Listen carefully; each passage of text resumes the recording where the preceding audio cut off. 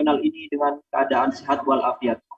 Kedua kalinya, salawat dan serta salam semoga tetap tercurah limpahkan kepada junjungan kita Nabi besar Muhammad SAW yang telah membawa kita dari zaman kegelapan menuju zaman yang terang benderang.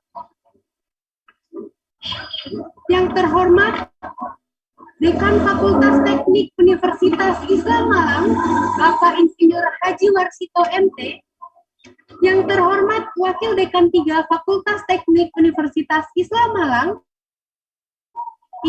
Ibu Insinyur Haji Unung Lesmana MT. Yang terhormat Ketua Badan Eksekutif Mahasiswa Fakultas Teknik Universitas Islam Malang, Saudara Imam Rosadi. Dan yang kami hormati Ketua Pelaksana Webinar Nasional Pergerakan Anti Nafsa 2022, Saudara Muhammad Mahbub Muhdlor Bistikoni, serta seluruh panitia dan peserta webinar nasional Pergerakan Anti Nafsa 2022 yang kami banggakan. Hadirin yang berbahagia, perkenalkan saya Bima Variandana Putra. Dan saya, Irswanda Marisa Putri, selaku pemandu rangkaian acara Webinar Nasional Pergerakan Anti Nafsa 2022. Adapun susunan acara pada pagi hari ini. Yang pertama adalah pembukaan Webinar Nasional Pergerakan Anti Nafsa 2022. Yang kedua, menyanyikan lagu Indonesia Raya dan March Banton. Yang ketiga, sambutan-sambutan. Yang keempat, pemaparan materi dialog interaktif dan Q&A. Yang keenam, dokumentasi, dan yang terakhir, penutup. Hadirin yang kami hormati, memasuki acara yang pertama, yakni pembukaan. Marilah kita buka acara pada pagi hari ini dengan bacaan Ummul Quran, dengan harapan semoga acara pada pagi hari ini berjalan dengan lancar seiring dengan ridho ilahi. Ala hadinya wa ala kulli niyatin sholihah. Al-Fatihah.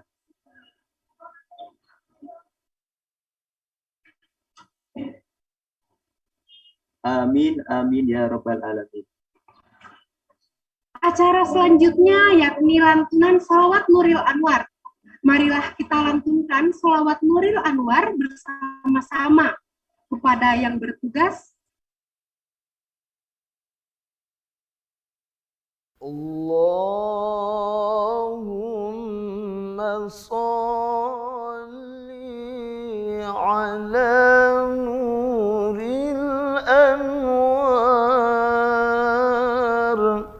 وسير الأسرار وترياك الأغيار ومفتاح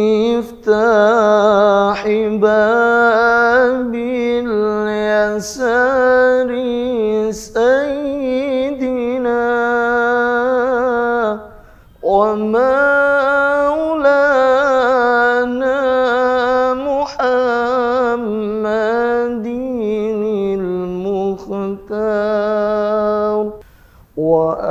وآله الأطهار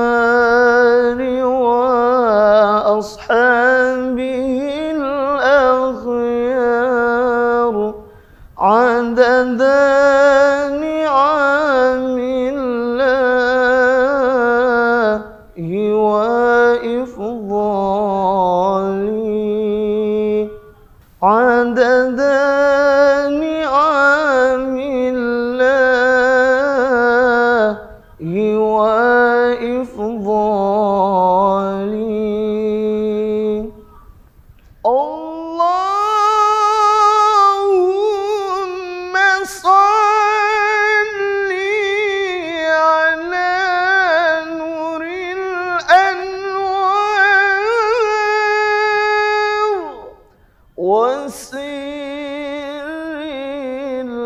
الأسرار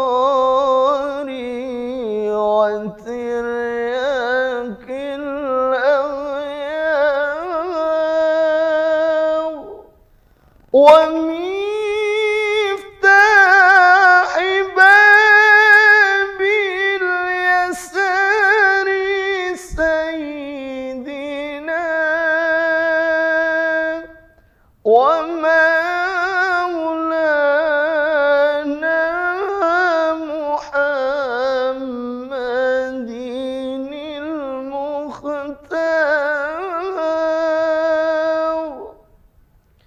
وآله الأطهار وأصحابه الأخيار عدد نعم الله وإفضاله عدد نعم الله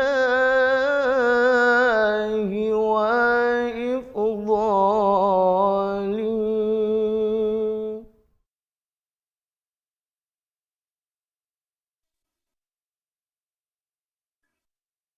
Untuk membangkitkan semangat nasionalisme dan menyatukan tekad seluruh putra bangsa, kami mengajak Anda untuk menyanyikan lagu Indonesia Raya dengan hikmat. Kemudian dilanjutkan Marsyubanul Waton, dan kepada yang bertugas dipersilakan.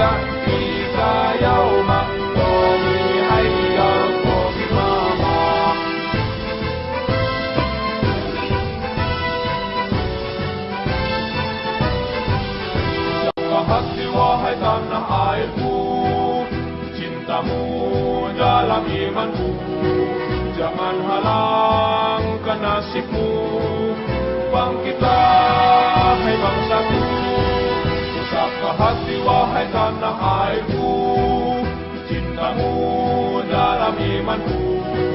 Jangan halangkan nasibmu, bangkitlah hai bangsaku. Indonesia negeriku, engkau panji martabatku. Siapa datang mengancammu, kan binasa di bawah tulimu. Siapa datang mengancammu, kan binasa di bawah tulimu.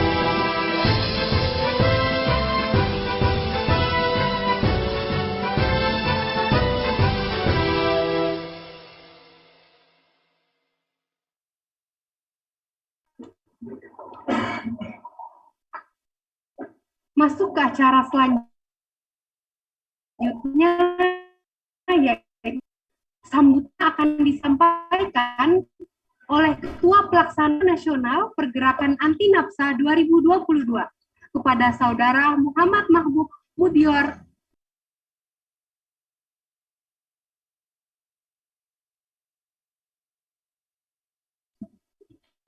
Assalamualaikum warahmatullahi wabarakatuh. Alhamdulillahilladzi karamana bil Mustafa Muhammadin habibina. Rabbul Karim fa anta zulfam tilazim fasfalana indal karim amma ba'd.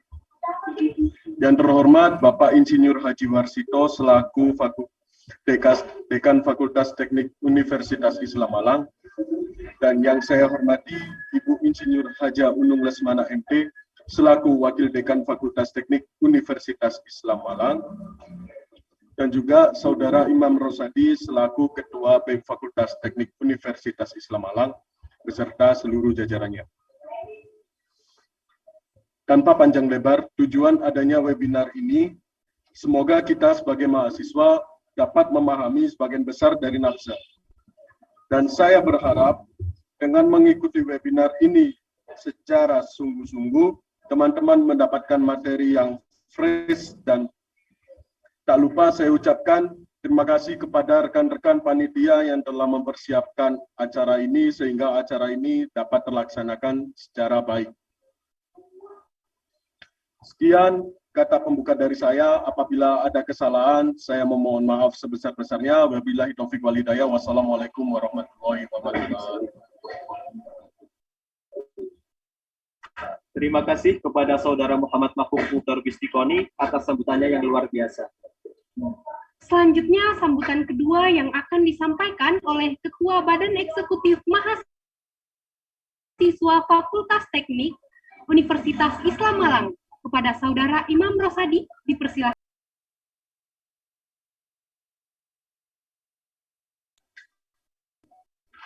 Assalamualaikum warahmatullahi wabarakatuh. Yang terhormat Dekan Fakultas Teknik Universitas Islam Malang, Bapak Insinyur Haji Warsito MT, dan saya hormati pula Wakil Dekan 3 Bidang Kemahasiswaan, Ibu Insinyur Haja Unung Lesmana MT, serta seluruh peserta dan teman-teman panitia yang mengikuti acara webinar nasional LABZA ini. Pertama-tama marilah kita ucapkan puja dan puji syukur kita kehadirat Allah Subhanahu wa Ta'ala yang telah memberikan limpahan rahmat, hidayah, serta inayahnya sehingga kita berkumpul dalam acara yang berbahagia ini dalam keadaan sehat walafiat. Sholawat serta salam semoga tetap tercurahkan kepada junjungan kita Nabi besar Nabi Agung Muhammad SAW yang telah menuntun kita dari zaman kegelapan menuju zaman yang terang-terangnya, yaitu agama Islam wal iman. Pertama, saya ucapkan terima kasih sebesar-besarnya kepada panitia maupun peserta serta pemateri, Mas Ilham Pangestu Karwoko yang dapat menyempatkan waktunya untuk mengisi sosialisasi mengenai optimalisasi generasi milenial terhadap penyalahgunaan dan penyebaran narkotika di Indonesia, yang dimana memberikan gambaran langsung, terjun langsung ke lapangan mengenai gerakan anti nafsa ini. Dan saya harapkan dari acara ini, yang pertama selain dari kelancaran acara ini, diharapkan semua peserta maupun panitia dapat mengimplementasikan langsung dan sosialisasi secara langsung kepada masyarakat mengenai bahayanya narkotika, psikotropika, dan zat adiktif. Ya, mungkin tidak perlu panjang lebar, itu saja yang bisa saya sampaikan. Kurang dan lebihnya saya mohon maaf. Wabillahi taufiq wal hidayah. Wassalamualaikum warahmatullahi wabarakatuh. Terima kasih kepada Saudara Imam Rosadi atas sambutannya yang luar biasa. Hadirin yang berbahagia, selanjutnya marilah kita dengarkan kata sambutan Dekan Fakultas Teknik Universitas Islam Malang sekaligus membuka acara pada pagi hari ini kepada Bapak Insinyur Haji Warsito MT atau yang mewakili, kami persilakan dengan segala hormat.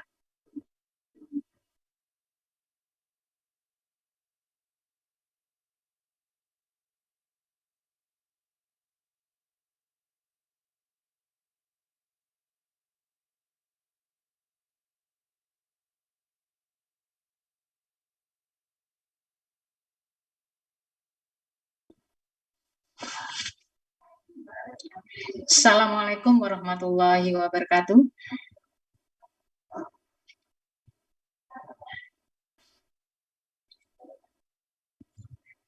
Assalamualaikum. Waalaikumsalam warahmatullahi wabarakatuh.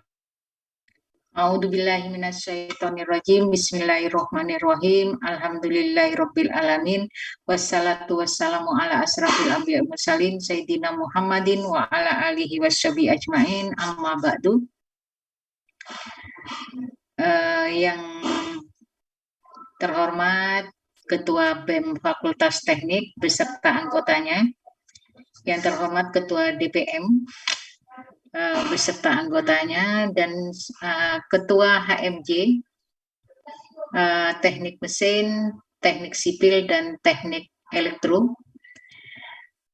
segenap panitia webinar nasional anti nafsa yang Ibu hormati, dan yang terhormat narasumber. Kebetulan saya belum tahu namanya ya, karena panitia nggak memberitahu kepada saya. Dan segenap peserta webinar pada pagi hari ini yang rata-rata adalah angkatan mahasiswa Fakultas Teknik angkatan 2021. Alhamdulillah pada pagi hari ini BEM Fakultas Teknik menyelenggarakan sebuah webinar nasional ya, anti nafsa, yang tentunya hal ini sangat-sangat dibutuhkan oleh para generasi milenial, pada para generasi penerus ini. Apa itu nafsa? Ya, tentunya kalian sudah paham semua apa itu nafsa. Ya, narkotika. A-nya adalah alkohol, P-nya adalah psikotropika, dan zat aditif. Ini sungguh sangat berbahaya, dampaknya sangat-sangat merusak generasi bangsa ini. Ya, dampaknya sangat membahayakan sekali. Makanya perlu diadakan webinar nasional ini tentang hal itu. Dan tentunya Bapak narasumber tentunya sudah pengalaman dengan hal ini. Diharapkan nanti bisa memberi suatu wawasan kepada mahasiswa-mahasiswi kami, apa itu nafsa, apa bahayanya nafsa, dan bagaimana sesuai dengan tema webinar ini, yaitu mengoptimalkan generasi milenial ya, dan terhadap penyalahgunaan dan penyebaran narkotika di Indonesia. Mudah-mudahan bisa memberi semacam ada gerakan nantinya, ada gerakan anti nafsa pada mahasiswa, mahasiswi khususnya Fakultas Teknik. Ya. Ibu berharap dengan adanya webinar ini kalian lebih paham bagaimana bahayanya. Jangankan menggunakannya, ikut menyebarkan saja itu sangat-sangat, pemerintah itu sangat begitu gentarnya, begitu gentolnya untuk memberantas hal itu. Jadi jangan sampai mendekati barang-barang yang berbahaya ini. Jadinya harus diantisipasi sejak dini, ya, sejak dini. Banyak yang ya, ada mahasiswa dari kampus lain, ibu membaca sampai meninggal dunia ya di kamar kosnya, banyak ya. Tapi ibu naudzubillah min dzalik, kalian adalah mahasiswa, mahasiswi Universitas Islam Malang. tentunya paham bagaimana karakter dari mahasiswa Unisma sendiri. Jadi tolong jauhi barang-barang barang-barang haram itu. Tidak ada gunanya, malah merusak. Ya, tolong yang sekarang anak-anakku, mudah-mudahan ya mahasiswa-mahasiswaku tidak terbesit sedikit pun untuk mendekati barang tersebut. Ya. Apalagi nanti ada gerakan yang ini sesuai dengan judulnya bagaimana mengoptimalkan ya generasi milenial, anak teknik DES ya terhadap penyalahgunaan dan penyebaran narkotika ya. Baik, tidak panjang lebar, terima kasih banyak kepada semuanya yang insya Allah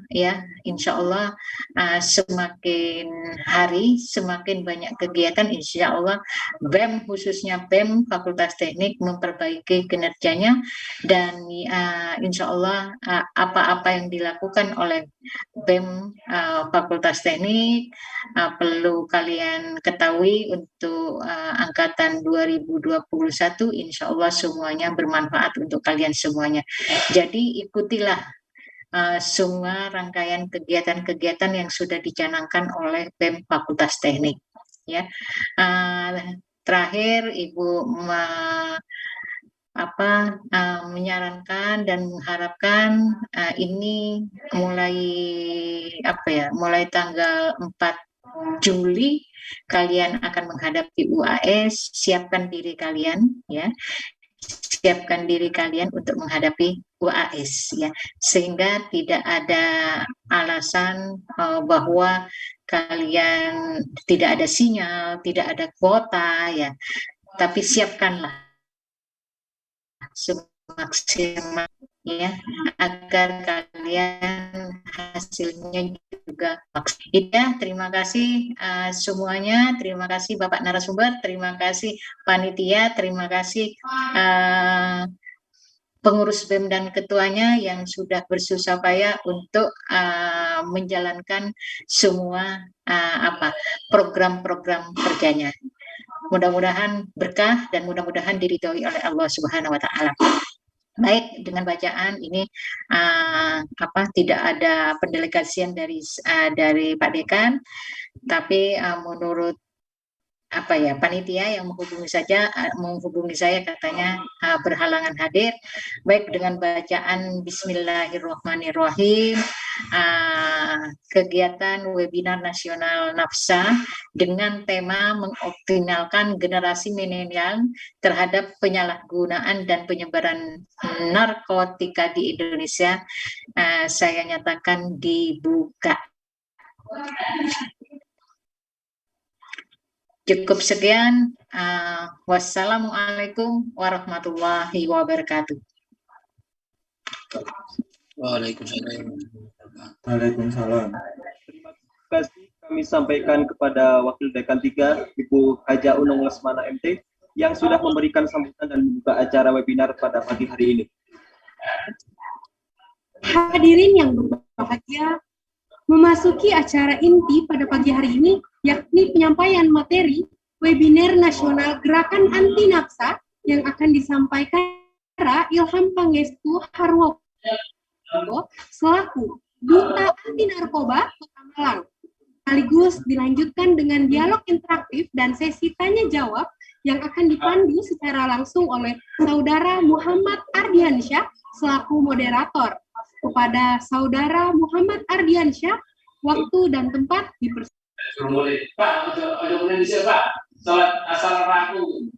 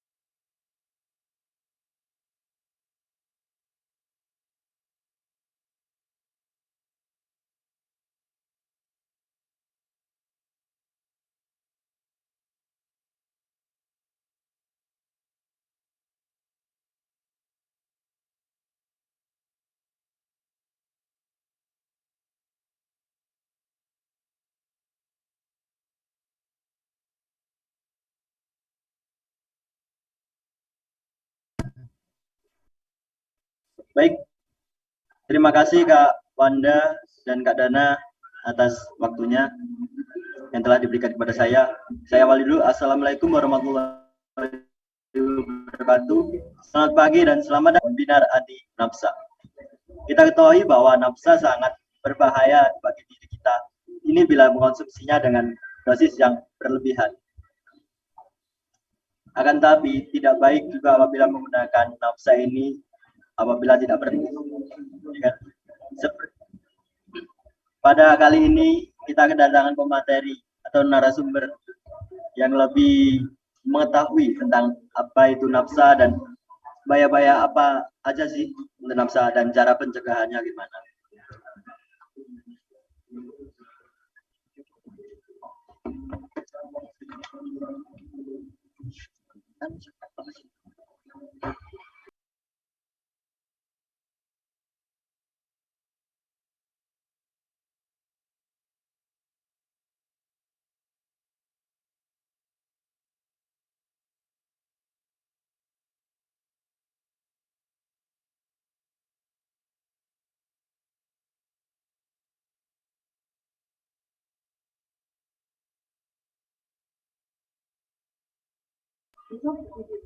Maaf, saya akan membacakan CV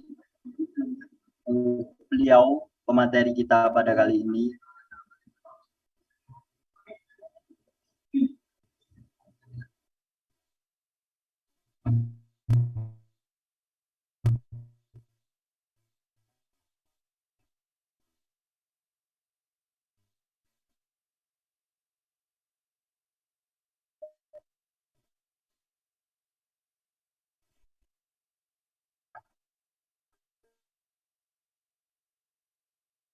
Tahun 2015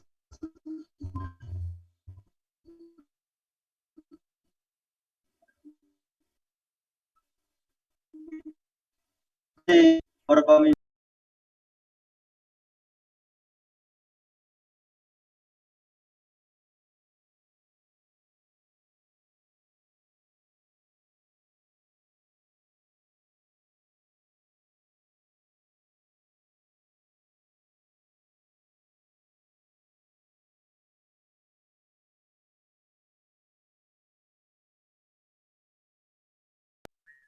penilaian mahasiswa terbaik JBUB 2019, staf minat bakat Hima Bio 2018. Pengalaman dari pemateri kita kali ini adalah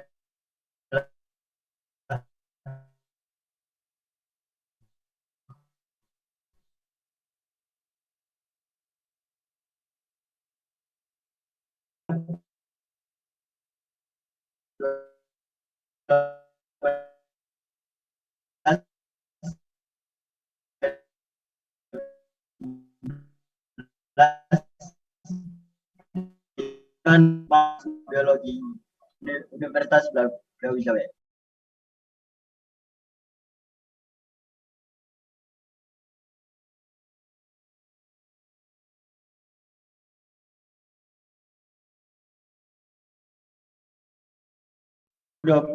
Di Kampung Budaya UB 2020. Staf Divisi Acara 2020 International Conference atau ICGRC 20. Analisis Laboratorium Mikrobiologi 2020. Dinas Kesehatan Kota Blitar atau OJT. Staf Divisi PSDM 2021 sampai sekarang, Paguyuban Duta Anti Narkoba Kota Malang. Baik, narasumber kali ini memiliki keahlian Master of Ceremony atau moderator, desain grafis di bidang color down dan aduk, dan juga memiliki prestasi juara 3 perlombaan akustik PE 2018, juara 3 storytelling Permaba 2018,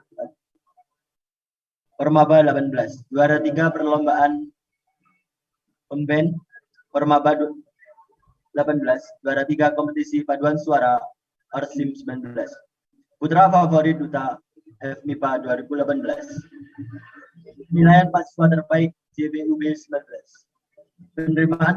penerima beasiswa PT Maybank ID 2020, Silver Medali Internasional ASPO 2020, Duta Anti Narkoba Kota Malang 2020, lolos pendanaan PKM BIMNAS 2021, Silver Medali IC DMC 2021, Gold Medal WICE 2021, Wakil 1 Kang Mas di Ajeng Kota Blitar. Sangat hebat sekali pemateri kali ini, kawan-kawan. Ya, tidak lama-lama lagi saya berikan kepada pemateri kali ini Kak Ilham. Kepadanya saya persilahkan. Assalamualaikum warahmatullahi wabarakatuh. Sebelumnya saya untuk mengucapkan selamat pagi yang saya hormati Bapak Ibu dosen dari Fakultas Teknik Universitas Islam Malang, teman-teman panitia dan BEM Fakultas Teknik Unisma serta peserta yang berbahagia. Sebelumnya terima kasih karena ini kali kedua Duta Anti Narkoba ini bisa mengadakan diskusi bersama dengan BEM Fakultas Teknik Unisma seperti itu.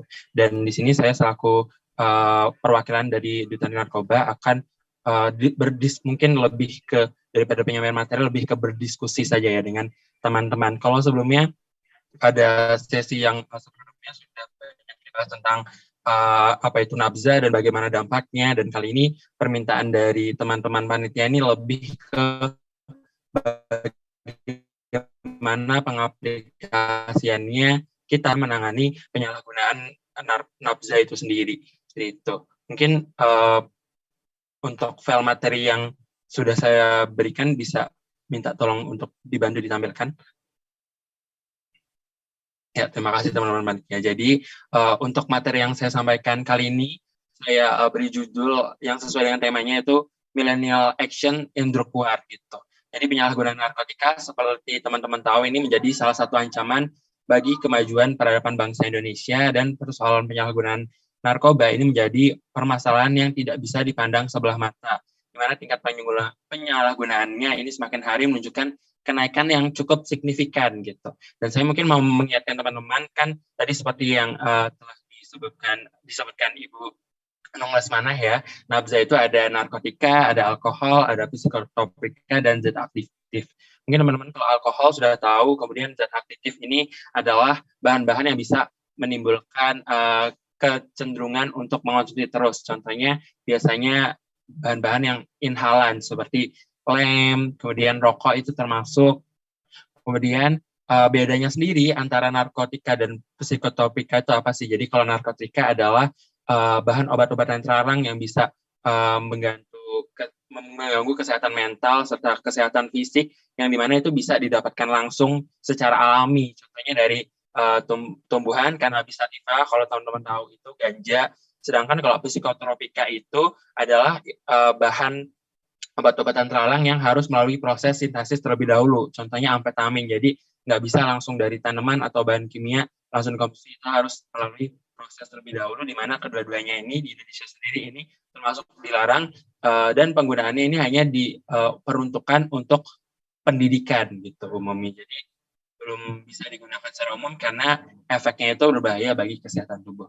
Next, bisa dilanjut untuk slide-nya.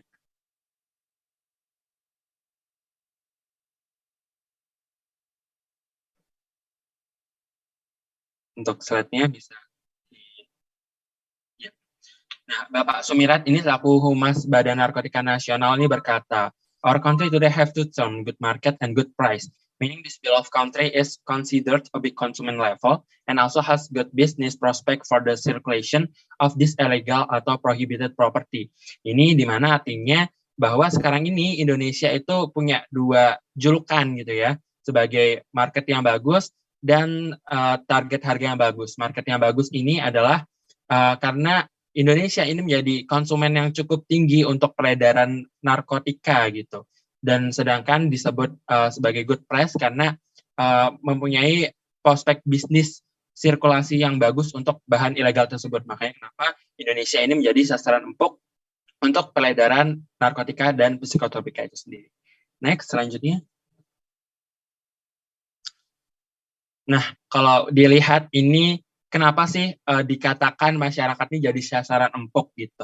karena dari kita sendiri itu biasanya kurang kurang waspada atau kurang hati-hati terhadap hal-hal di sekitar kita gitu. Mohon maaf, misalnya kita membeli makanan seperti itu. Nah, kita itu juga perlu, apalagi kita milenial ya, ini penting untuk memperhatikan tanggal kadaluarsa, kemudian produksinya gimana, ada cap halalnya apa enggak, ada cap telah terverifikasi BPOM apa enggak gitu. Karena bisa jadi ini kalau misalnya tidak melalui proses tersebut, tidak melalui izin verifikasi BPOM, ini mengandung bahan-bahan yang berbahaya gitu. Contohnya ini dilansir dari megapolitan.com, ini ada bisnis brownies yang ternyata isinya ganja teman-teman, di Blok M Plaza gitu. Ini dari kompas.com juga dilansir. Kemudian ada dari popbella.com, ini ada 5 produk kecantikan yang mengandung bahan ganja.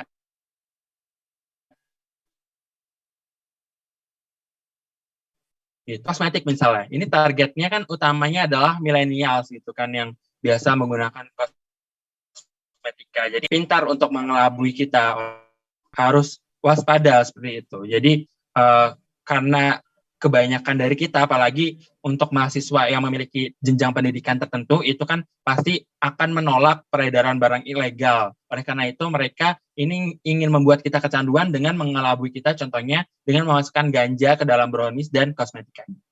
Next.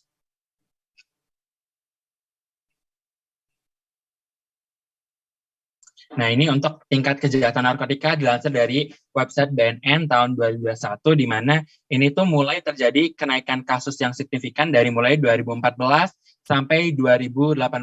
Kemudian terjadi penurunan sampai sekarang ini karena tentunya pemerintah selalu melakukan program P4GN, pencegahan penyalahgunaan peredaran gelap narkotika gitu. Dan sedangkan kalau berdasarkan lokasi di Indonesia itu yang tertinggi ada di Polda Metro Jaya, yaitu di DKI Jakarta ya, hampir 10.000 untuk penemuan kasusnya. Nah, kemudian yang kedua ini ada Sumatera Utara, kemudian Jawa Timur dan Kalimantan Timur gitu. Nah, ini juga ada penyebab-penyebabnya kayak gitu. Kalau DKI Jakarta karena mungkin pusat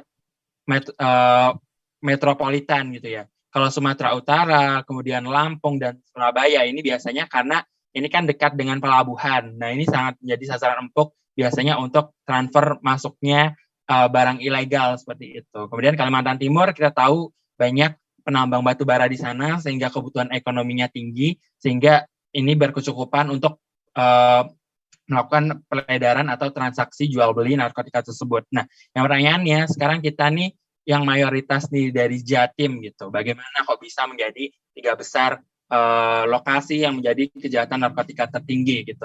Ya mungkin teman-teman sadari ya bahwa biasanya ciri karakter orang Jatim itu gimana kan, biasanya halus, lembut, lugu. Nah, justru inilah yang menjadi sasaran empuk para peredar narkotika gitu. Sehingga itulah kenapa Jatim ini bisa masuk dalam 4 besar lokasi dengan kejahatan narkotika tertinggi. Next, berikutnya.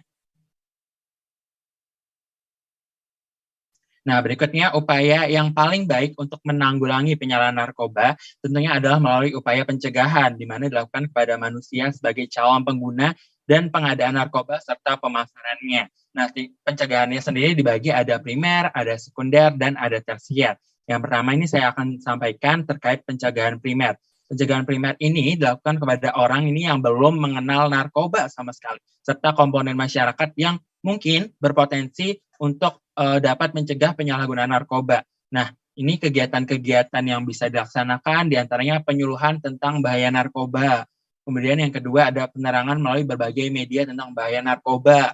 Kemudian yang ketiga ini pendidikan tentang pengetahuan narkoba dan bahayanya.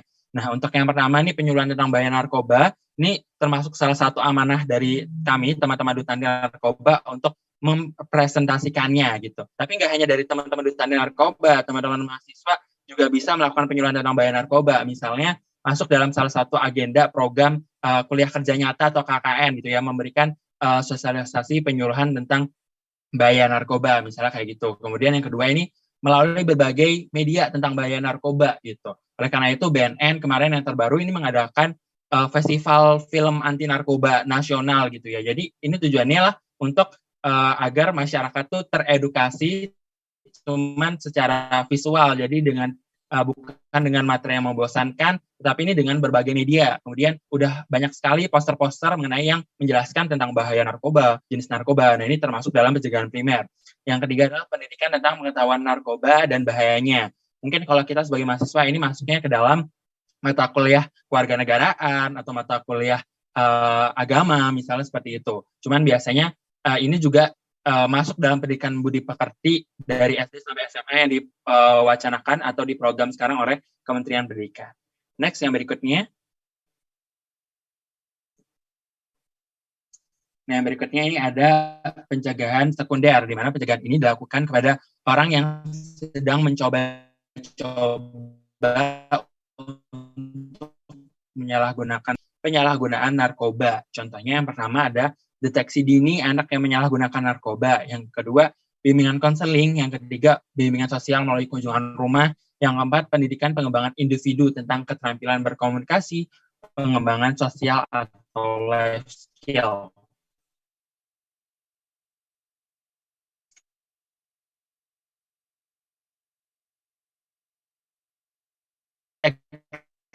Dini ini jadi kita nanti kan milenial nih juga jadi orang tua. Nah, anak kita harus waspada juga terkait apa saja kegiatan, mungkin sering sakit, kemudian secara mental kok temporally ini perlu untuk diadakan diskusi terkait masalah gitu. Jangan-jangan bisa jadi sang anak nih terkena sebagai korban penyalahgunaan dari nafsa itu sendiri.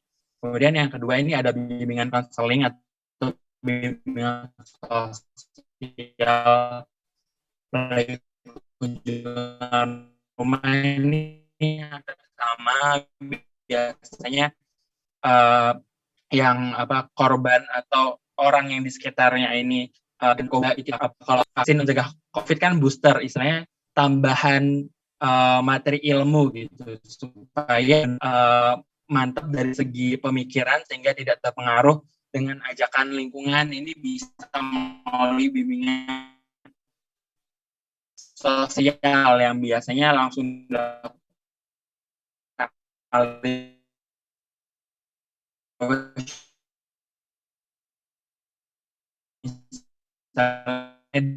di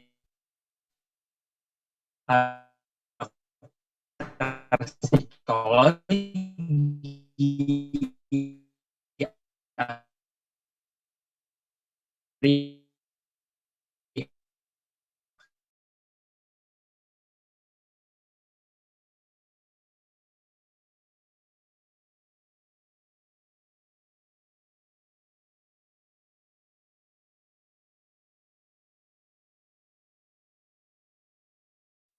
terhenti dari penyalahgunaan narkoba gitu. Jadi caranya adalah konseling dan bimbingan sosial kepada pengguna dan warga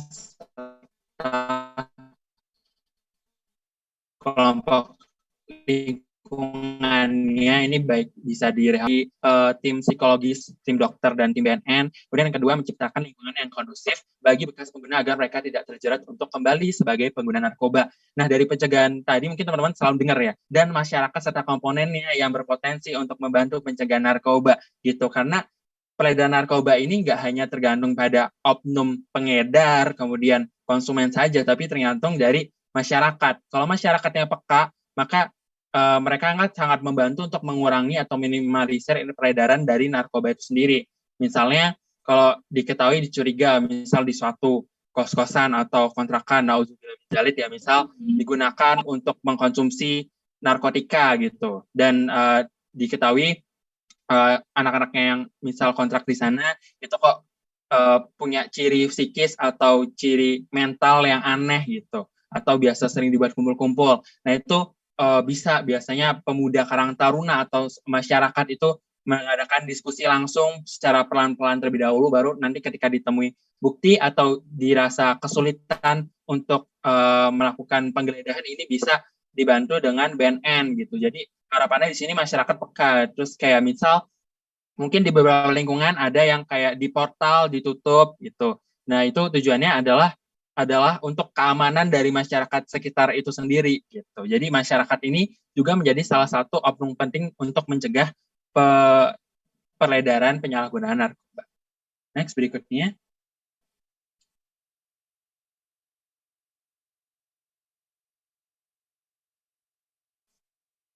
Nah, kalau tadi kan sudah yang secara umum ya.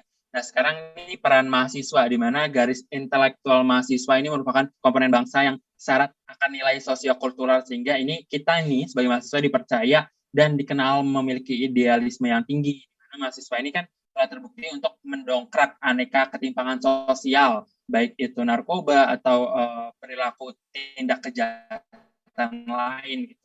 Dan untuk para aktivis di lingkungan kampus ini diharapkan untuk lebih meningkatkan perannya dalam memerangi penyalahgunaan narkoba, misalnya melalui unit aktivitas kegiatan mahasiswa anti narkoba misalnya, baik pada taratan ilmiah atau pada takaran praktik di lapangan, kemudian bisa membentuk kelompok-kelompok pendidik sebagai yang bertugas membantu mensosialisasikan bahaya penyalahgunaan narkoba, dan mendorong adanya aktivitas yang didukung oleh kampus untuk pengembangan pusat informasi dan konseling mengenai penyalahgunaan. Nah, ini yang sudah dilakukan teman-teman Unisma, salah satunya adalah mengadakan webinar nasional anti nabza untuk bagaimana milenial berperan untuk mencegah penyalahgunaan narkoba. Ini masuk ke dalam salah satu peran mahasiswa yang diberatkan kepada unit kegiatan mahasiswa.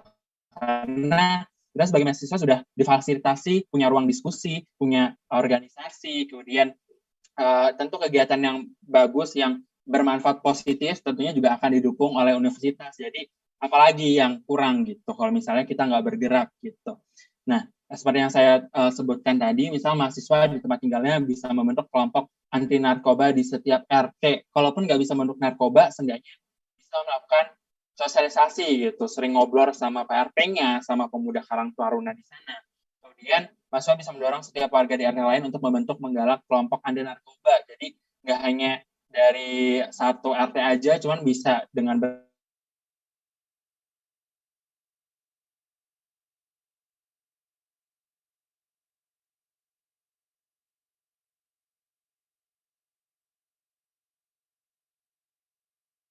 korban pengguna narkoba atau pengedar narkoba yang telah saya bilang tadi, misal diberitahukan bahwa dicurigai ini di tempat A, ini kok sering dibuat gelap-gelap, ini curiga, itu bisa langsung bersama Pak RT itu untuk mencoba memeriksa, tujuannya untuk menghindari terjeratnya lebih banyak korban penyalahguna gitu. Karena kenapa saya bilang korban? Karena biasanya yang nakal ini temennya gitu. Jadi sehingga kita menjadi penyalahguna gitu. Kemudian yang nomor 5 ini, mahasiswa bisa membawa korban pengguna narkoba di tempat rehabilitasi narkoba untuk dirawat dengan baik. Nah, rehabilitasi ini perlu garis bawahi, rehabilitasi bukan di penjara ya. Nanti saya akan menjelaskan ada di materi terakhir agar teman-teman lebih tahu lagi tentang gimana sih rehabilitasi itu. Next, yang berikutnya.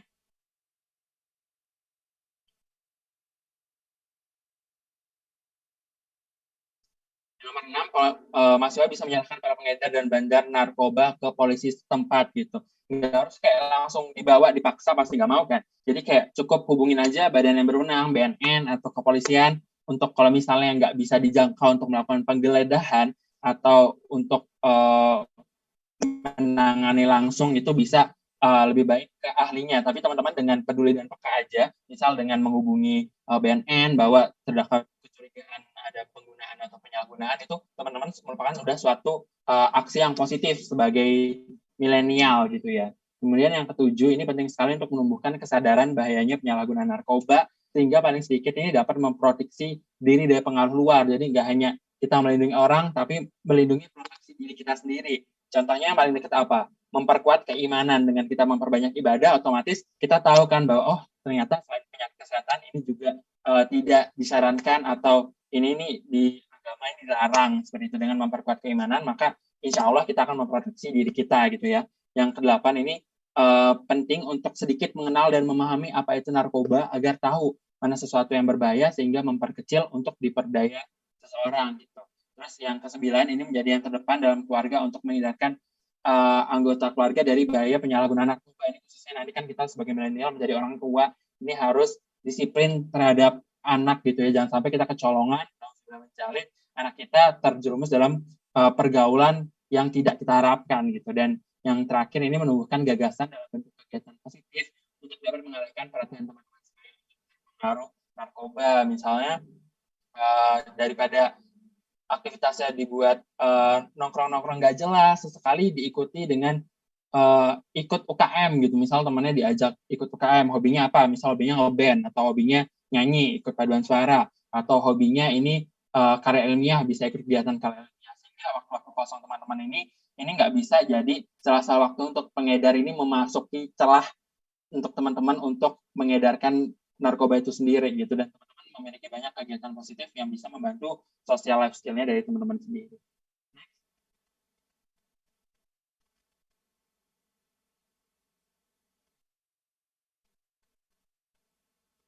Nah, berikutnya ini langkah strategis berikutnya ini ada demand reduction.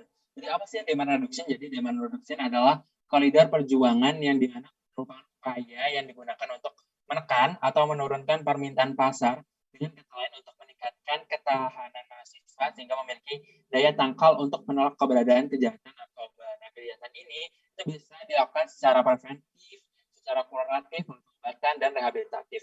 Nah, ini melalui strategi komunikasi, informasi, dan edukasi, baik secara langsung, atau bisa teman-teman bikin brosur, atau teman-teman bikin iklan, atau film pendek gitu ya, atau melalui media cetak dan media elektronik kepada mahasiswa. Mungkin di sini ada yang hobi jurnalis gitu ya, ini bisa untuk mungkin materi jurnalisnya ini tentang bahayanya narkoba, seperti itu. Jadi biar teman-teman yang lainnya ini bisa membaca dan lebih tahu, karena lebih banyak orang paham, lebih banyak orang tahu, maka lebih banyak yang bisa kita selamatkan dari peredaran narkoba gitu ya.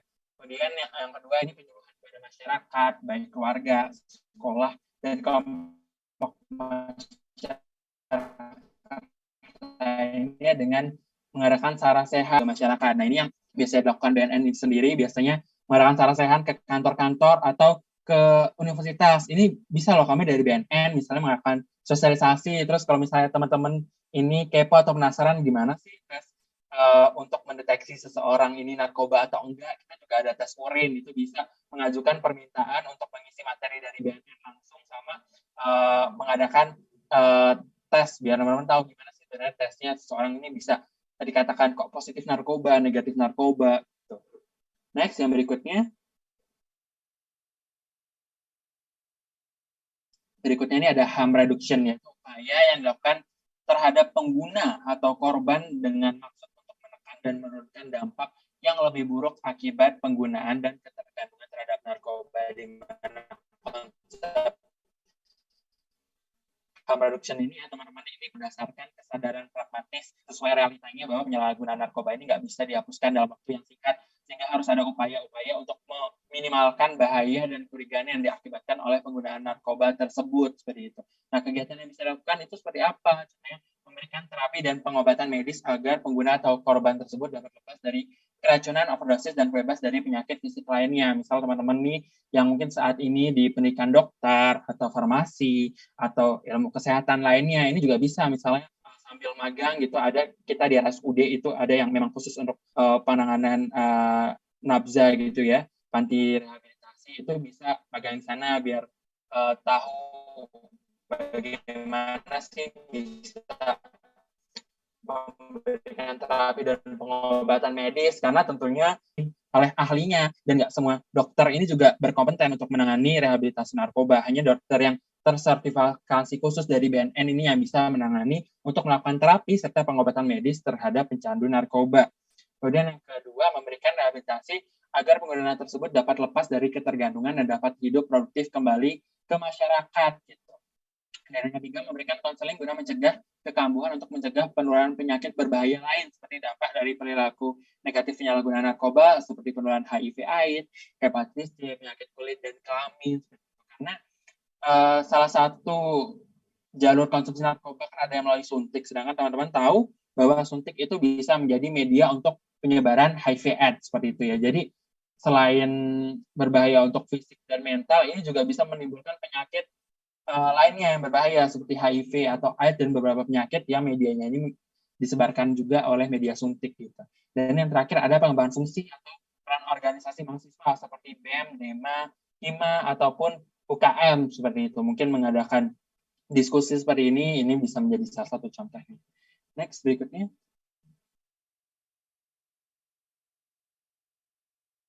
Nah, berikutnya adalah mengetahui faktor-faktor apa saja sih yang bisa menjadikan seseorang mungkin terjerumus dalam pengguna narkoba gitu ya. Next. Yang pertama ini faktor kepribadian, zat terlarang atau jenis tertentu yang membuat pemakaian menjadi lebih berani, tampil keren, percaya diri, kreatif, santai, dan lain sebagainya. Di mana efek keren ini terlihat dari orang lain ketika menjadi tren pada kalangan tertentu, sehingga orang memakai zat tersebut dibilang trendy lah, gaul, modis, dan sebagainya. Jelas bagi orang yang ingin disebut gaul, ini harus memakai zat tersebut gitu. Contoh kecilnya rokok, teman-teman.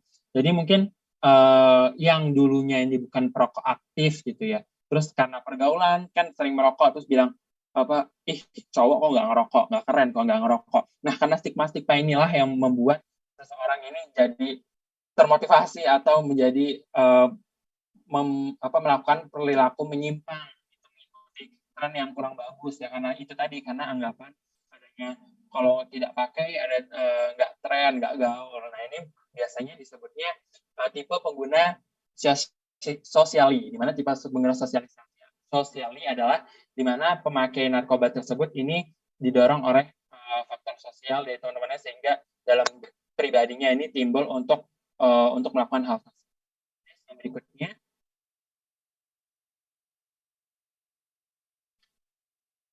ini faktor keluarga, di mana tadi seperti sering saya bilang nih, kurang kontrol dari orang tua yang terlalu sibuk sehingga jarang mempunyai waktu untuk mengontrol anggota keluarganya. Kemudian anak yang kurang perhatian di luar sana dan lebih cenderung mencari perhatian bersama teman-temannya gitu. Jadi faktor keluarga ini salah satu, menurut survei, ini penyebab seorang anak menggunakan narkoba ini nggak hanya dari keluarga yang broken home, tapi bisa juga dari keluarga yang baik-baik. Misalnya orang tuanya, ibu dan ayahnya ini sibuk bekerja sehingga anaknya dibiarkan sendiri di rumah, sehingga ini bisa terjerumus dalam peredaran gelap narkotika, karena biasa dia berkumpul sama teman-temannya, di mana dia nggak punya tempat untuk cerita, untuk terbuka masalah apa yang digunakan. Akhirnya ini mengalihkan stresnya dia ini dengan teman-temannya. Salah satunya adalah ini, misalnya dengan pemakaian narkoba ini sendiri gitu. Sehingga ya itu tadi, penerapan disiplin dan tanggung jawab nanti kalau kita jadi orang tua suatu saat nanti ini dapat mengurangi resiko anak terjebak dalam penyalahgunaan narkoba gitu. Next, yang berikutnya. Yang berikutnya ini faktor lingkungan juga bisa, teman-teman, di mana lingkungan yang individualistik ini dalam kehidupan kota besar cenderung nggak peduli ya terhadap kehidupan orang lain. Kamu mau ngapain, bukan urusan saya gitu kan, masa bodoh kalau istilah kerennya gitu. Sehingga setiap orangnya hanya memikirkan permasalahan dirinya tanpa peduli dan peka terhadap sekitarnya. Akibatnya banyak individu dalam masyarakat yang kurang peduli dengan penyalahgunaan narkoba gitu. Jadi masih banyak yang berpikiran bahwa narkoba dia, terus kayak saya nggak mau ikut campur, saya takut berurusan dengan polisi. Oh, justru itu salah besar gitu. Justru kalau misalnya nggak ditekan, nanti bisa berbahaya ke orang terdekat kita, misalnya keluarga, misal di lingkungan di situ desas-desusnya sering dipakai untuk peredaran gelap narkotika, tapi kita diam aja, nanti bisa saja memungkinkan kalau kita punya sanak keluarga atau anak bisa terjerumus apabila nggak segera dibantas tempat pusat peredarannya itu. Jadi harapannya ini kita bisa lebih peka lagi gitu. Misalnya ada kelompok atau geng yang dicurigai khusus, ini kok kebiasaan perilakunya aneh ya gitu, ini tuh juga bisa dilaporkan ke yang terdekat dulu aja, ke Pak RT gitu. Kalau misalnya nggak bisa ke kepolisian atau sama BNN gitu ya.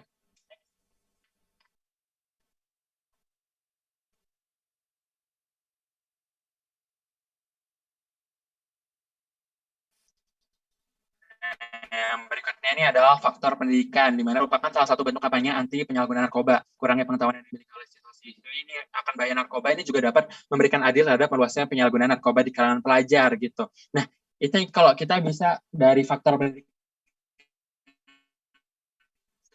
mungkin kenapa tidak gitu.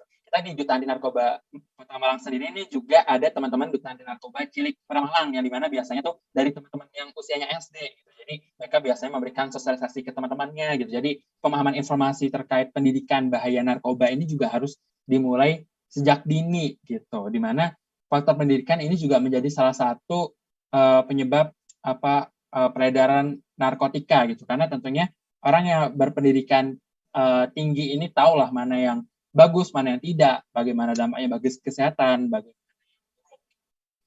Next, berikutnya.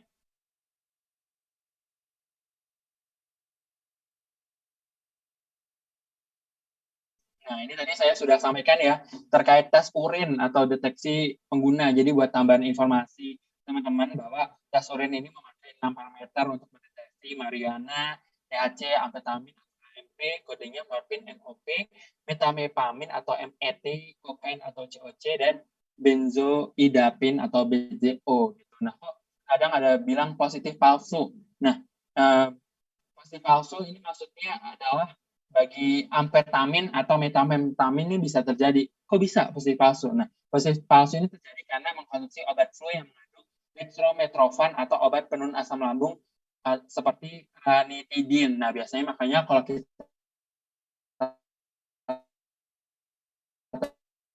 tes urin diminta terakhir dikonsumsi apa? Misalnya obat batuk, terus obat mah kayak gitu untuk ditulis semua, dicatat gitu. Walaupun misal teman-teman menggunakan obat dengan kadar dosis yang tinggi itu kan biasanya selalu disertai dengan surat dokter kalau memang teman-teman dalam masa terapi atau masa pengobatan. Nah, ini perlu untuk disampaikan. Nanti kalau tidak maka nanti bisa terjadi positif gitu.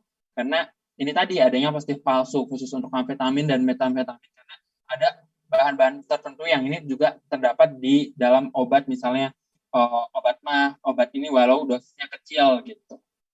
Itu terkait deteksi palsu dan tes urin. Dan tes urin ini kalau misalnya teman-teman mungkin tertarik untuk bagaimana sih tes urin gitu, biar misal ketika mengadakan webinar kalau nanti bisa diadakan secara offline biar nggak flat, ini juga bisa permintaan untuk deteksi narkotika gitu ya dari BNN gitu, bisa pengajuan ke BNN. Next.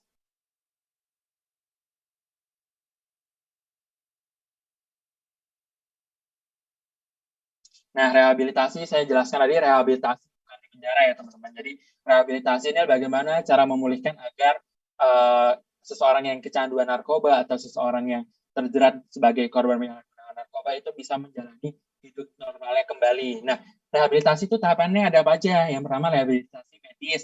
Ini namanya tuh detoksifikasi. Nah, ini pemeriksaan kesehatan oleh dokter yang berwenang untuk mengurangi dosis ketergantungan. Jadi ketika seseorang sudah kecanduan terhadap narkoba itu nggak bisa teman-teman langsung di-cut untuk tidak mengonsumsi narkoba, itu sulit, sakit dalam tubuhnya. Jadi apabila dia nggak mengonsumsi obat tersebut maka akan sakit karena respon tubuhnya sudah terbiasa untuk mengonsumsi dosis-dosis ketergantungan obat seperti itu, sehingga cara detoksifikasinya adalah dosisnya dikurangi perlahan-lahan sehingga nanti sudah terbiasa untuk tidak menggunakan lagi, dan ini harus tangani oleh dokter yang memang berwenang dan sudah mendapatkan izin dan verifikasi dari BNN. Gitu. Nah, selain medis, ini juga ada tahapan yang berikutnya, rehabilitasi sosial atau non-medis. Biasanya kalau kita nyebutnya tuh TC atau Therapeutic Communities. Ini bertujuan untuk menyiapkan pecandu agar dapat diterima di kalangan sosial. Jadi di panti rehabilitasi itu pecandu yang biasanya introvert, tertutup, terus cenderung diam. Nah, ini mereka sebagai yang senasib, ini akan dikumpulkan untuk mereka tuh bagaimana bisa berdiskusi, menjalani hidup normal lainnya gitu. Dan kita juga mengajarkan biar mereka tuh ketika nanti sudah terbebas dari kecanduannya terhadap narkoba, ini tuh bisa kembali kehidupan ke masyarakat normal lainnya gitu. Nah, kemudian ini juga ada tahap bina lanjut atau aftercare. Nah, yang mana tahap ini pecandu ini diberikan kegiatan sesuai dengan minat dan dapat mengisi kegiatan sehari-hari. Pecandu dapat kembali ke sekolah atau ke tempat kerja, namun tetap berada di bawah pengawasan. Jadi rehabilitasi itu juga teman-teman yang teman-teman itu diberi keterampilan untuk menjahit, keterampilan untuk membuat mendaur ulang limbah, kemudian untuk memasak. Itu juga dia biar ketika nanti sudah selesai rehabilitasi ini bisa menjadi seseorang gitu. Jadi dia bisa meneruskan kegiatan yang positif, misalnya diajari memasak, dia bisa berjualan, diajari menjahit, dia juga bisa menjahit kemudian dijual kembali seperti itu. Jadi rehabilitasi beda dengan di penjara. Yang di penjara itu siapa? Yang di penjara adalah pengedar dan penjual narkotika. Sedangkan untuk yang masuk kategori penyalahguna atau korban itu direhabilitasi. Jadi rehabilitasi itu bukan di penjara, tapi adalah bagaimana cara agar bisa kembali ke kehidupan normal untuk pecandu narkotika gitu. Next.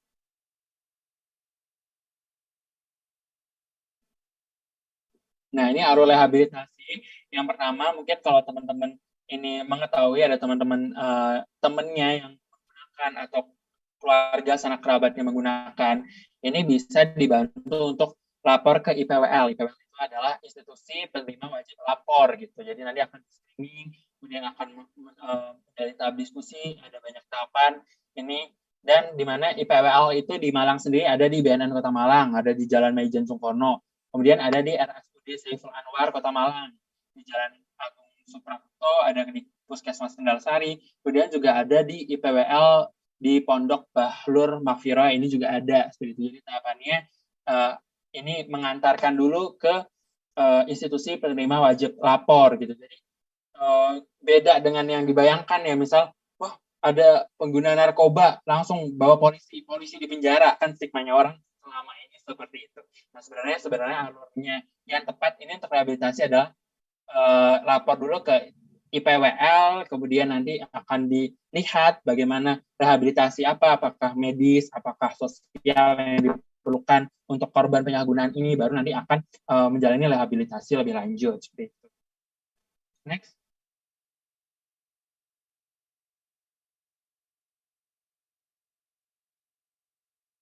Nah, untuk informasi lebih lanjut, ini kegiatan yang dilakukan oleh BNN, teman-teman bisa follow info BNN Kota Malang, kemudian juga bisa di-follow Duta Anti Narkoba, dan sebagai informasi, di tahun ini kita akan segera membuka pendaftaran untuk Duta Anti Narkoba. Mungkin teman-teman kalau di Unisma namanya apa ya? Duta Unisma atau Putra-Putri Unisma gitu ya. Itu juga bisa untuk mendaftar sebagai bergabung sama kami di Duta Anti Narkoba Malang. Seperti itu. Nanti informasi lebih lanjut akan kita terus update di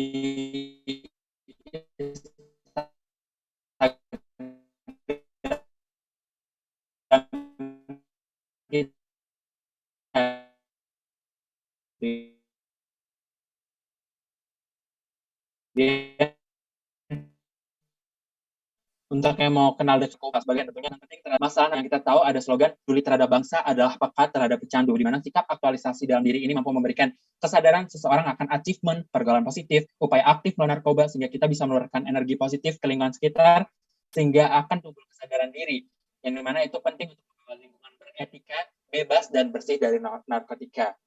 Itu materi dari saya. Nanti bisa dilanjutkan dengan diskusi. Mungkin untuk berikutnya saya kembalikan kepada Mas Ardian ya selaku moderator.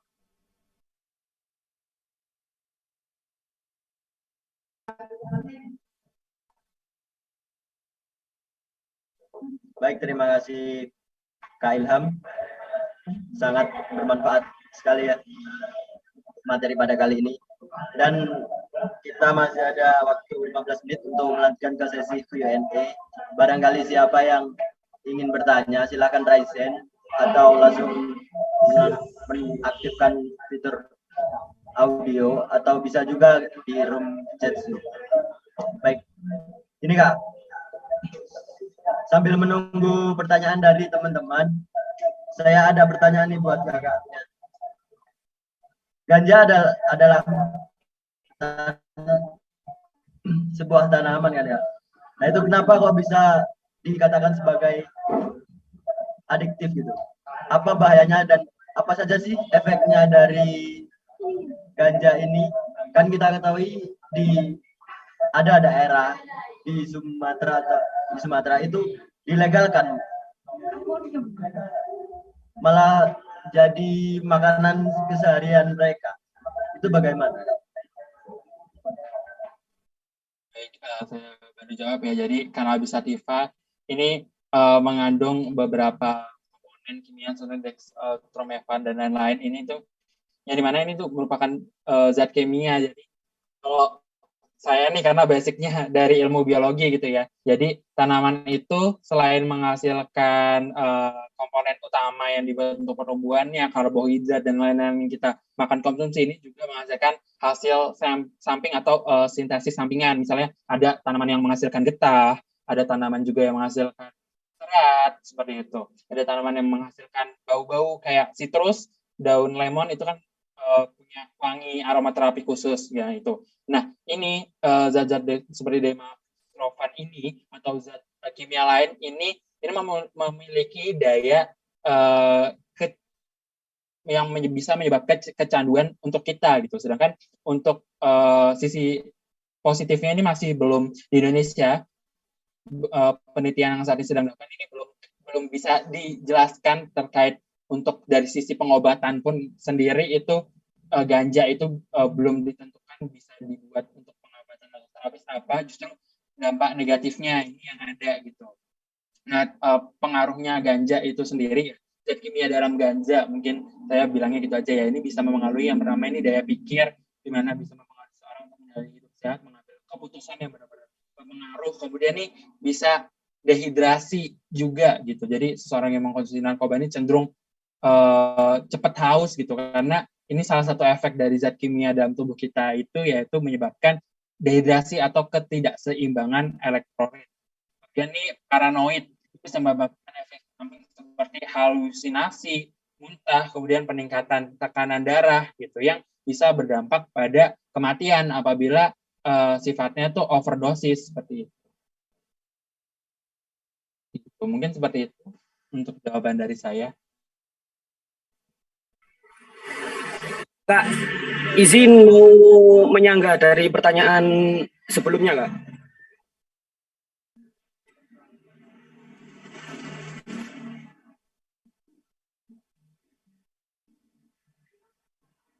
Iya.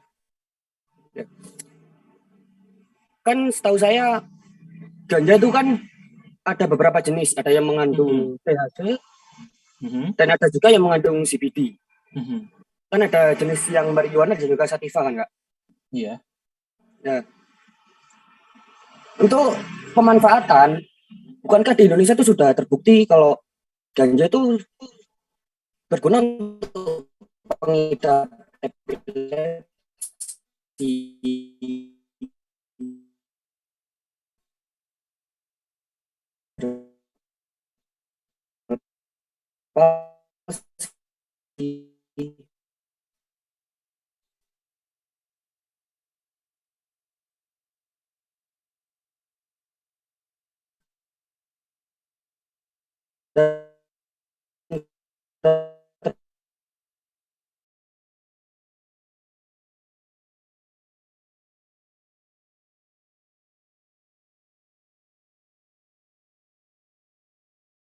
untuk dalam segi medis. Soalnya kan kalau kita lihat dari negara luar seperti Amerika, itu hampir seluruh negara bagiannya itu sudah melegalkan ganja secara bebas. Begitu, Pak. Oke, baik. Saya tambahkan ya. Memang nggak hanya ganja aja, sebenarnya semua tanaman-tanaman atau zat kimia ini memang banyak digunakan untuk terapi medis. Contohnya untuk anestesi itu salah satunya ini juga menggunakan psikotropika seperti itu. Kalau misalnya ditemui ada kasus yang misalnya menggunakan ekstra ganja, mungkin untuk tubuhnya dia itu secara medis itu bertahan. Cuman tentunya kita harus ikut penelitian yang sedang dilakukan. Kalau mungkin di luar negeri dilegalkan, mungkin dari luar negeri untuk penelitiannya ini sudah kompatibel untuk melakukan berbagai cara untuk penanganan, kemudian pengolahan, karena semua itu tergantung dosis gitu. Karena sangat berbahaya apabila kita sebagai seorang yang awam terus itu sama aja. Sedangkan di Indonesia sendiri ini ganja masih termasuk yang dilegalkan karena belum disampaikan resmi terkait manfaatnya. Kalaupun sekarang ada untuk penelitian, memang seperti yang saya sampaikan, ganja untuk bahan narkotika dan psikotropika saat ini di Indonesia hanya digunakan pada penelitian medis yang dengan izin sertifikasi dari BNN gitu. Jadi memang sedang diteliti dampaknya. Kemudian di luar juga walaupun dilakukan legalitas, yang saya tahu itu untuk penanaman dan peredaran sebagai obat ini juga tetap disertai surat. Jadi karena dampak dari dosis yang berbahaya tersebut, kenapa harus disertai legalitas juga, mohon maaf maksudnya surat pendamping juga di luar negeri, walaupun legalitas seperti yang baru-baru ini kalau di Asia di Thailand itu untuk pabrik farmasi itu diperbolehkan untuk penanaman ganja, tapi dengan syarat ini sudah memperoleh izin itu tadi gitu. Sedangkan di Indonesia ya kita ikut dengan bagaimana telah disampaikan pemerintah, sedangkan pemerintah ini belum merevisi apakah ganja ini keluar dari golongan narkotika sehingga menjadi legal, sehingga yang kita patut adalah sebenarnya ini ikut dengan peraturan negara di mana ganja ini masih masuk non ilegal gitu. Nah mungkin kalau teman-teman ada yang tertarik mungkin nanti bisa dikembangkan ilmunya lebih lanjut nanti dengan Badan Narkotika Nasional itu kalau nggak salah ada lembaga penelitiannya itu memang bisa meneliti karena punya izin tertentu ya. Kalau misalnya teman-teman lebih penasaran, nah itu salah satu peran milenial gitu. Jadi bagaimana cara kita mencegah itu nggak hanya dengan edukasi, selalu edukasi, tapi kita juga bisa memberikan suatu ilmu penelitian, ilmu penelusuran khusus terkait hal-hal yang dimana diperbolehkan dan tidak diperbolehkan, alasannya mengapa dan kenapa gitu. Mungkin itu jawaban yang bisa saya berikan.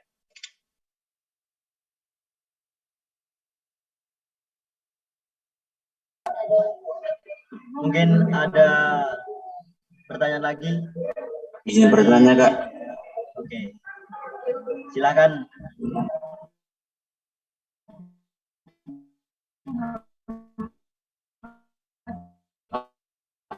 Apakah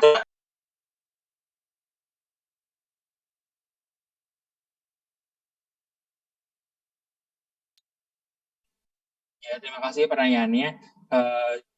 Tanaman kecubung saya baru dengar, kayaknya belum termasuk ke dalam narkotika ada yang saya ketahui. Narkotika sintesis itu ada tanaman amfetamin, metadon dan dextramevan. Ini ada misalnya contohnya ada ganja, terus ada narkotika semi-sintesis ini tanaman yang mengandung morfin, heroin dan kodein gitu.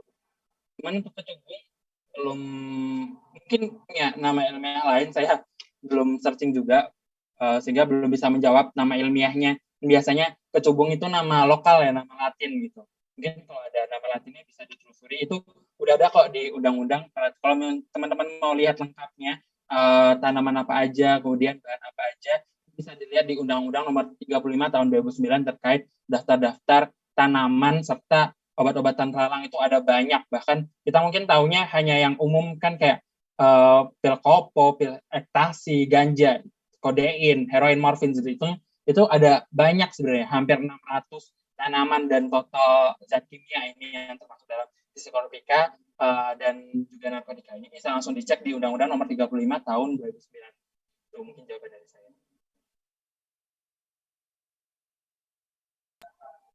Mungkin ada tambahan dari penanya tadi? Atau dicukupkan? Terima kasih sudah dijawab. Oke, terima kasih. Mungkin dari peserta lain ada yang ingin bertanya?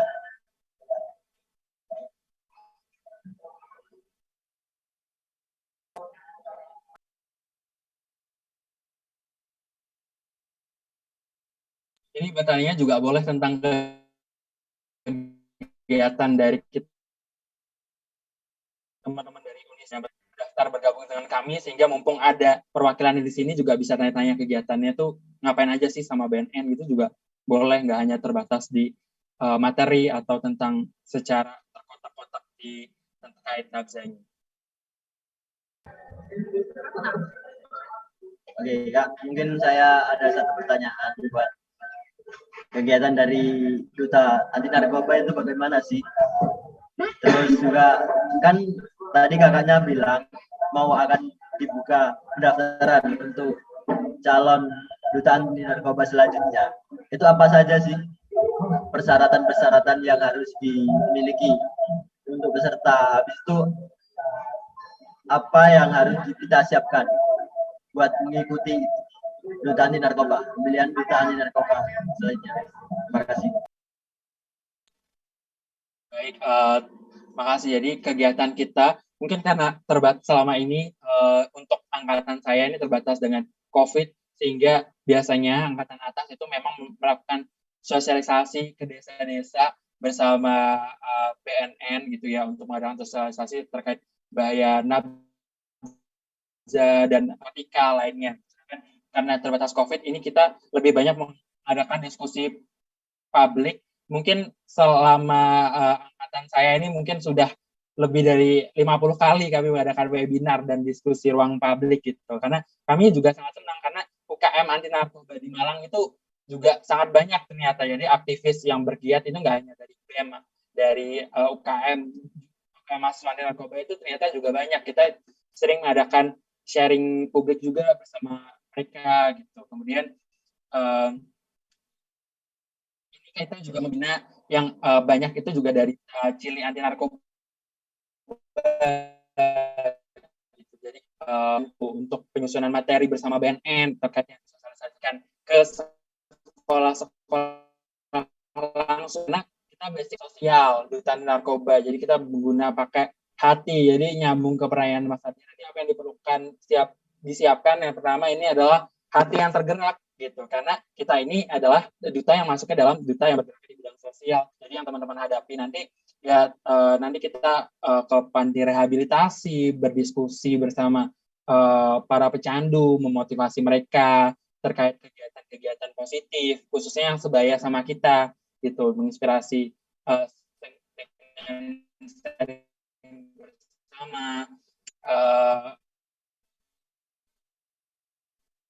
Itu tadi penyalahgunaan gitu. Jadi kayak nggak ada namanya nggak mau turun ke desa gitu, karena kita sebagai duta sosial kalau di duta anti narkoba. Kemudian yang disiapkan itu apa? Duta anti narkoba itu nggak sulit kok seleksinya, nggak ada terkait bakat khusus atau apa gitu. Jadi yang pertama di pelajaran aja materinya, karena ya namanya duta anti narkoba, jadi teman-teman seenggaknya punya basic khusus dulu terkait pemahaman narkoba. Dan sekarang udah banyak teman-teman bisa langsung yang verified itu dicek di websitenya BNN. Itu teman-teman yang pertama harus tahu kayak hal-hal dasar tentang narkoba, seperti narkoba itu golongannya ada berapa aja, kemudian yang umum nggak harus hafal ke 600 jenis narkotika, nggak harus hafal, seenggaknya teman-teman tahu yang umum itu apa di peredaran itu yang umum apa, kemudian bagaimana hukumannya, kemudian ada aksi BNN ini namanya P4GN, program pencegahan penyalahgunaan dan peredaran gelap narkotika dan psikotronika, seperti itu. Teman-teman bisa pelajari, sama mungkin teman-teman ada yang mungkin dasarnya bukan saintek, sedangkan narkoba tadi erat juga kaitannya dengan penelitian. Jadi mungkin zat umum bahaya itu bisa teman-teman pelajari juga, misalnya ada di zat kodein, dextromethorphan itu umum, itu bisa teman-teman pelajari gitu. Yang lainnya sih ada, yang lainnya yang perlu disiapkan adalah lebih kita mencari atau melihat bagaimana jiwa sosial teman-teman untuk benar-benar niat gabung dengan kami. Dan kami selalu dibawahi dan dipantau juga oleh BNN tentunya, itu yang mana sebagai lembaga yang berwenang untuk menangani kasus atau lebih berwenang khusus terhadap diri. Jadi itu sih yang diperlukan, lebih ke kesiapan dan keniatannya untuk yang dipelajari. Bisa ke narkoba dari misal golongan narkoba berapa, dampaknya itu apa, kemudian program P4GN BNN itu nanti bisa dipelajari gitu. Jadi nggak banyak kok, nggak sulit. Jadi mungkin bisa disiapkan.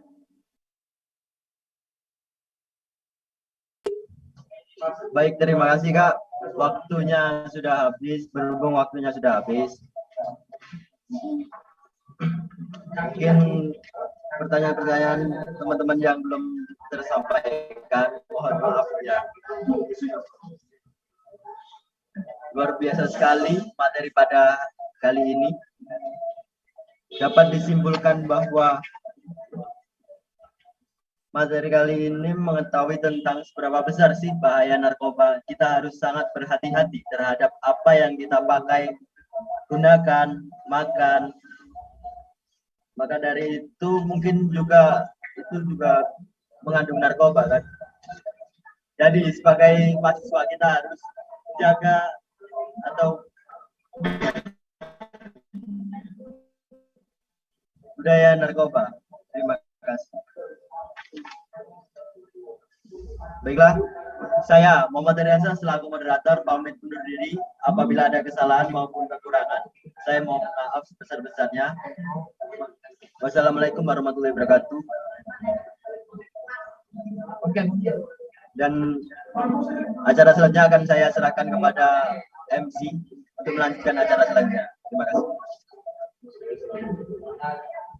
Aku lagi terima kasih.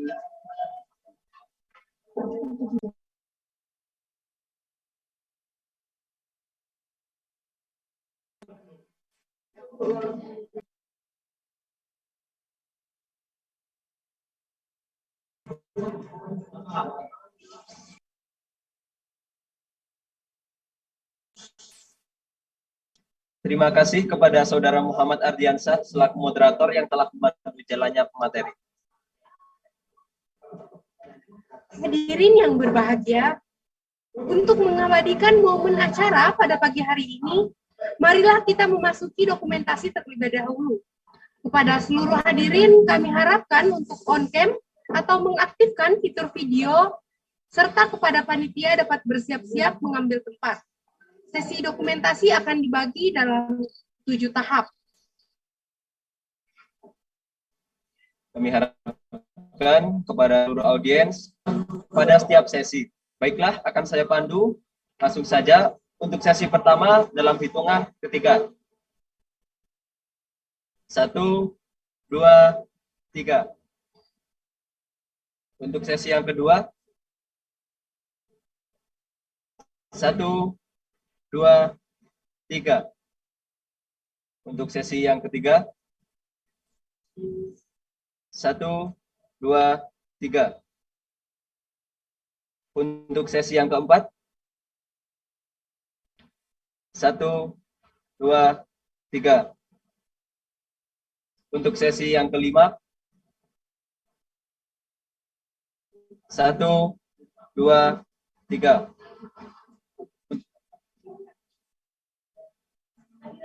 Untuk sesi yang keenam, 1, 2, 3. Dan untuk sesi yang terakhir, 1, 2, 3. Lanjut ya. Jeda.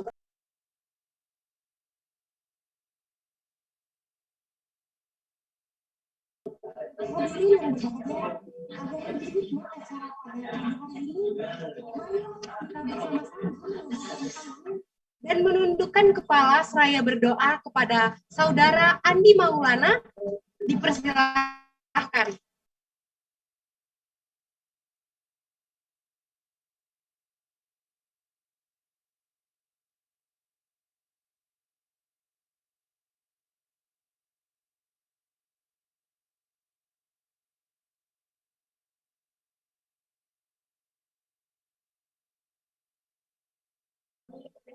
Bismillahirrahmanirrahim. Assalamualaikum warahmatullahi wabarakatuh. A'udzubillahi minasyaitonirrajim. Bismillahirrahmanirrahim. Alhamdulillahirabbil alamin. Hamdan ma'min, hamdan yuafi mukafi mazida. Ya Rabbana lakal hamdu kama yanbaghi li jalali wajhikal karim wa 'azimi sultan. Allahumma shalli ala sayyidina Muhammadin fil awwalin wa salli wa sallim ala sayyidina Muhammadin fil akhirin. وصلى وسلم على سيدنا محمد في كل وقت وحين وصلى وسلم على سيدنا محمد في الملأ الأعلى إلى يوم الدين. اللهم صل على سيدنا محمد صلاة تنجينا بها من جميع الأحوال والآفات وتقضي لنا بها من جميع الحاجات وتطهرنا بها من جميع السيئات وترفعنا بها عندك الدرجات وتبلغنا بها أقصى الغايات من جميع الخيرات والحياة وبعد الممات. اللهم ربنا آتنا في الدنيا حسنة وفي الآخرة حسنة وقنا عذاب النار. الحمد لله على نعمة الإيمان. الحمد لله على نعمة الإسلام. وصلى الله على سيدنا محمد وعلى آله وسلم. سبحان ربك رب العزة عما يصفون وسلام على المرسلين والحمد لله رب العالمين. بحرمة الفاتحة.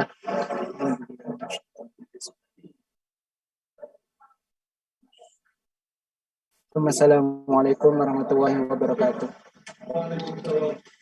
Waalaikumsalam warahmatullahi wabarakatuh. terima kasih kami sampaikan. Baiklah, sampai sudah di penghujung pada acara hari ini. Terima kasih kepada seluruh peserta yang sudah hadir di webinar nasional Pergerakan Anti Nafsa tahun 2022. Dengan tema mengoptimalkan generasi milenial terhadap penyalahgunaan dan penyebaran narkotika di Indonesia hingga akhir acara. Saya Bima Variananda Putra. Dan saya Irswanda Marisa Putri selaku pemandu rangkaian acara pamit undur diri. Kami ucapkan maaf dan terima kasih karena kata maaf adalah kata yang paling mulia. Dan terima kasih adalah kata yang paling indah. Wassalamualaikum warahmatullahi wabarakatuh. Waalaikumsalam warahmatullahi wabarakatuh. Terima kasih. Waalaikumsalam. Terima kasih Kak.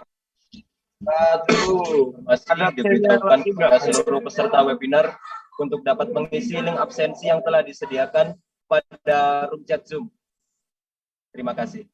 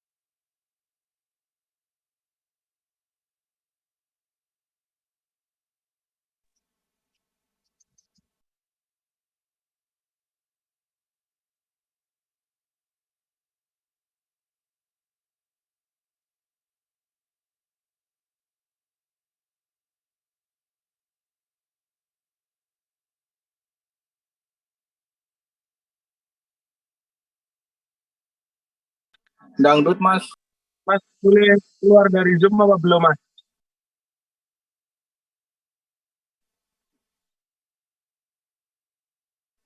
Sudah.